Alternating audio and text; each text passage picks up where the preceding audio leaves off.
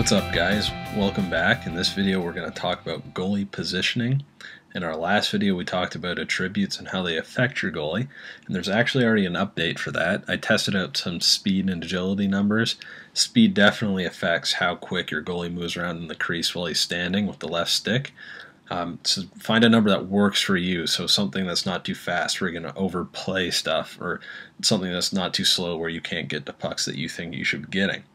Agility acts as a modifier. I lowered my agility from 85 to 80 just to see what would happen, and I started letting in weird 5-hole goals, and I started letting pucks in on the sides that I thought I should be saving. So agility acts as a modifier for your reflexes, so glove high, glove low, 5-hole, etc.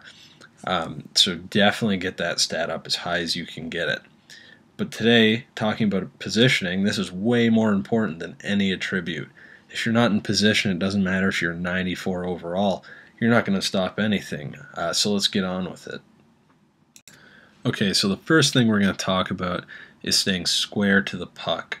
As a goalie, you need to follow the puck as closely as you can. You need to keep that blue arrow that's shown on the ice between your legs at all times possible, give you the best chance at making the save. Make sure you're lining yourself up with the puck, not the player. The blue arrow is in line with the puck, so you might not need to worry about that. But if you're playing without it, make sure you're in line with the puck. Sometimes what happens when newer goalies try and follow the puck is that they overskate and they leave one side open for an easy goal. So here's a diagram that hopefully helps this. The player has the puck on the left boards, and let's say he were to skate this to the middle of the ice. Remember that you as a goalie only have to move a couple of inches to cover the net while he's skating to the middle. He has to go a lot further than you do. So what I do is I hold L1, and I use L1 to limit my movement as a goalie, and that keeps me from overskating and overplaying the angle. As a goalie, it's our job to always take the shot.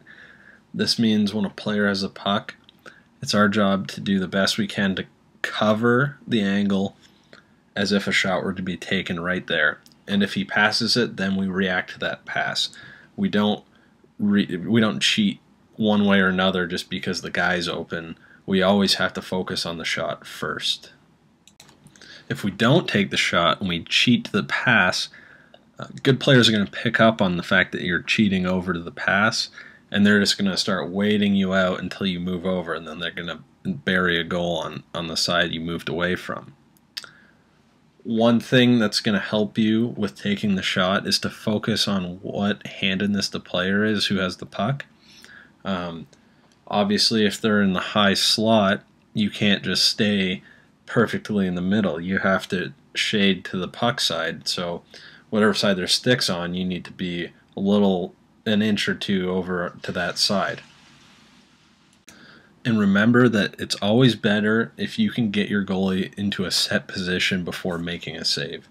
When you're not set and you're kind of moving into a save, you're going to slide out of your crease. And if you cough up a rebound, this leaves the net wide open, or if they don't take the shot, and your goalie will start sliding out of the way and leave the net wide open.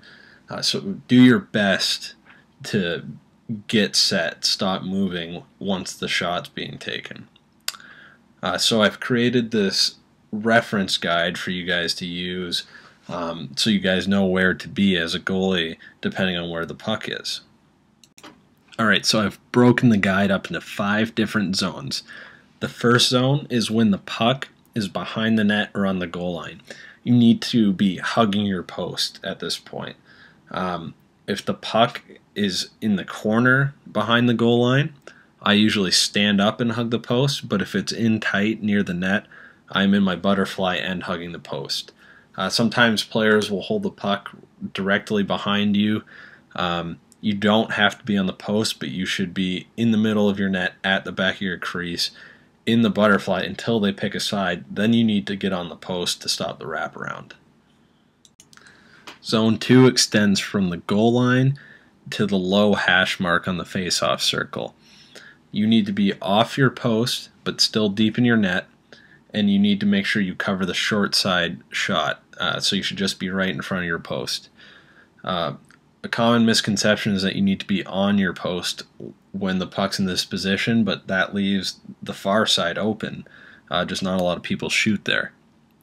One thing I like to do, if I can't quite get to the positioning for zone 2, I like to quickly hug the post and then let my goalie come off into the correct angle. You can see here in slow motion, I just hug the post and then I'm off.